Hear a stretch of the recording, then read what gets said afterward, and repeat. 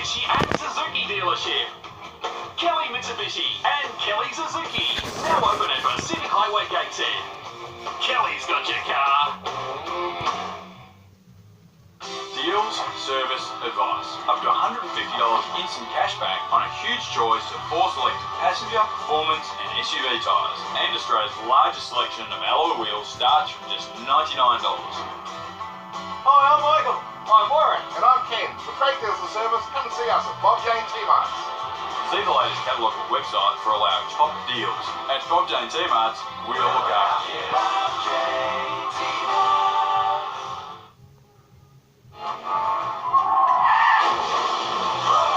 If the unexpected happens, capture it and lodge a quick and easy online claim with Amy. That's not very insurance-y. Like he's actually in the room. You're with Amy. When did the SUV become so precious?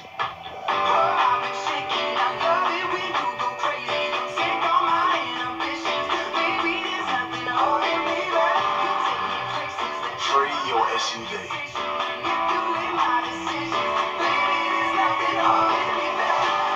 This is not just another SUV. This is the Ford Everest.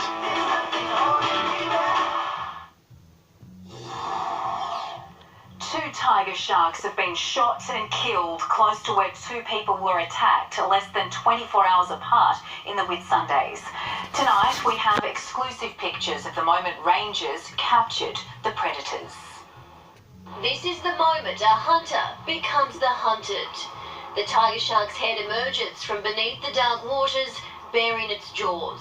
There was some crashing in the water, so the guys let it go and went back to the bigger boat they're on and returned pretty quickly. I'm assuming they around.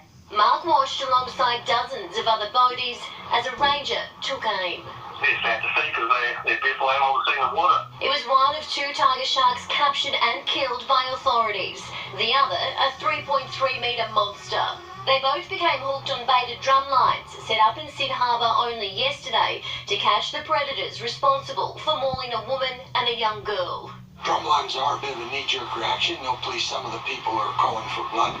As the news quickly spread of the shark killings in the Whitsundays, the public backlash over the use of drumlines intensified across the nation and even the globe. Shooting them is stupid, pointless and cruel. They're not designed to be humane. They're designed to cull.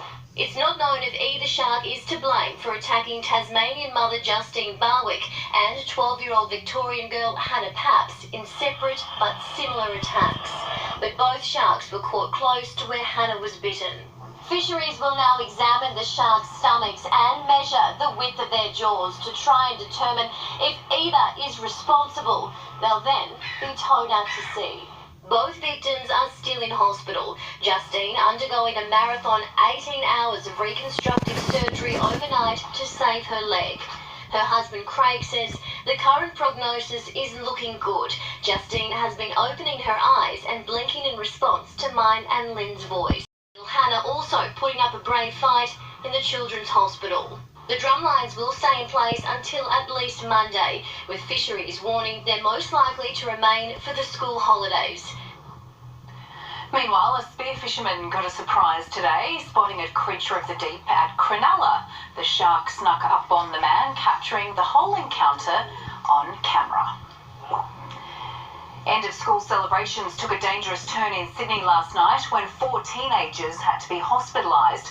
Hundreds of students descended on Darling Harbour for a party, but authorities were forced to shut it down. School's out and it's time to celebrate. But for some Year 12s, that means drinking to excess. 8 teenagers were treated for intoxication at King Street Wharf last night. 4 had to be taken to hospital and it all unfolded at just 7 p.m. These kids are very lucky to be alive. We've seen excessive drinking.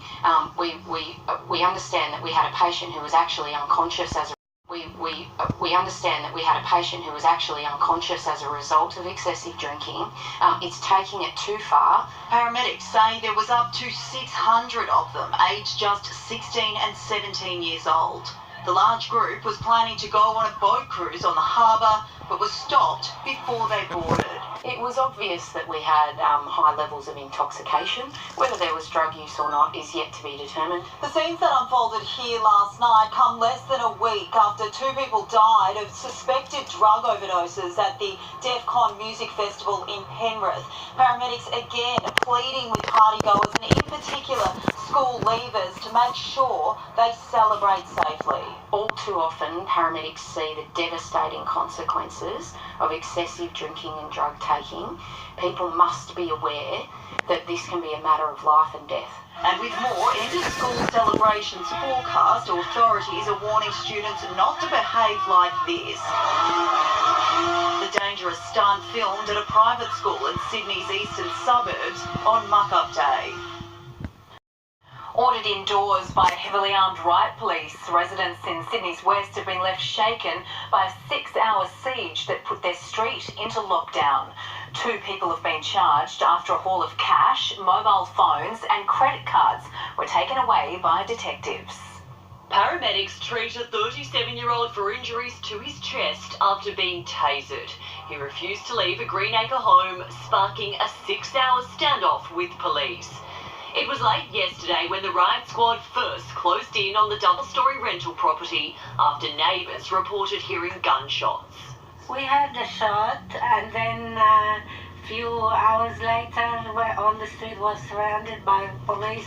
Specialist officers worked for hours to try and safely gain access to the home, with reports 2 people were inside.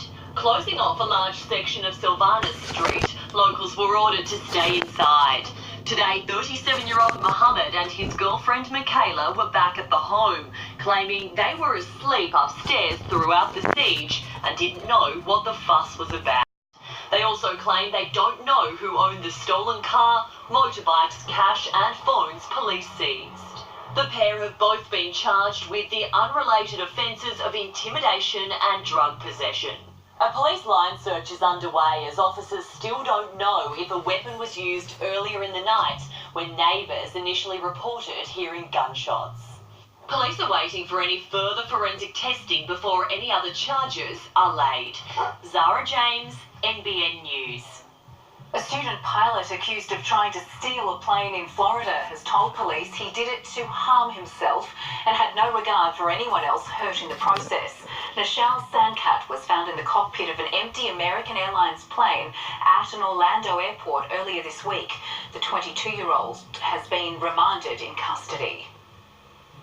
Former Prime Minister John Howard says he'd like to see more women within the Liberal Party, but he won't support a call for quotas. The comments were made during a speech at an exclusive men's club in Brisbane, one which doesn't allow female members.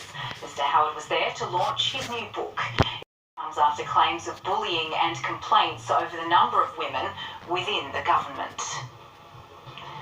For more than 200 years, Captain Cook's ship, the Endeavour, was thought to be lost to the seas. But now, marine archaeologists believe they've pinpointed the final resting place of the vessel, which played a key part in Australia's history, in the harbour of America's smallest state. Stepping off the deck and diving into history. It's massive. If we can positively identify it as the Endeavour, it's pretty high on the chart. Silty underwater vision, a digitally remastered Canon, all pointing to the final resting place of HMS Endeavour, the ship that brought the British to Australia.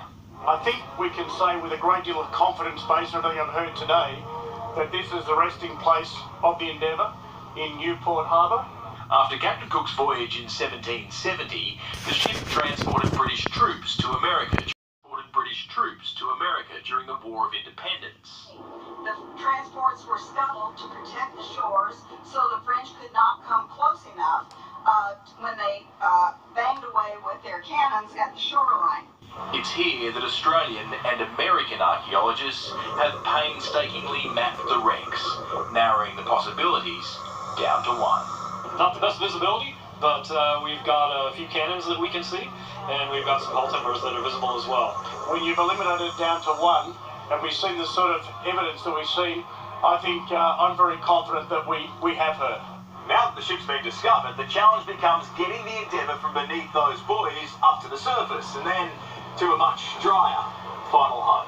These waters already have a place in Australian folklore as the site of our America's Cup win in 1983. And we've been dueling with each other for decades and decades and decades, probably over the very site itself, which is incredible. There's no winged keel moment yet, but this 200-year-old maritime mystery now much closer to the surface. In Newport, Rhode Island, Charles Croucher, NBN News. Ahead in the news, a Greek town with a case of the creepy crawlies, and how a former sheep station is helping to shape our military's future.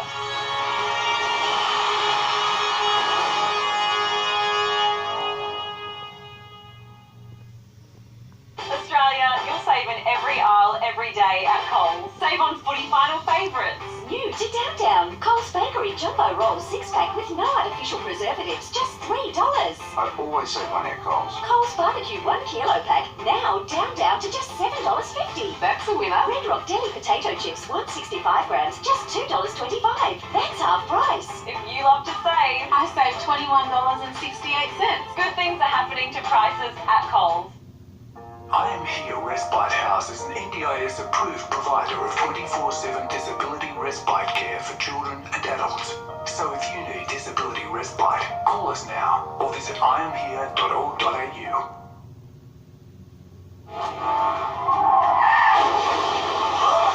If the unexpected happens, capture it and lodge a quick and easy online claim with Amy. That's not very insurancy. Like he's actually in the room. You're with Amy.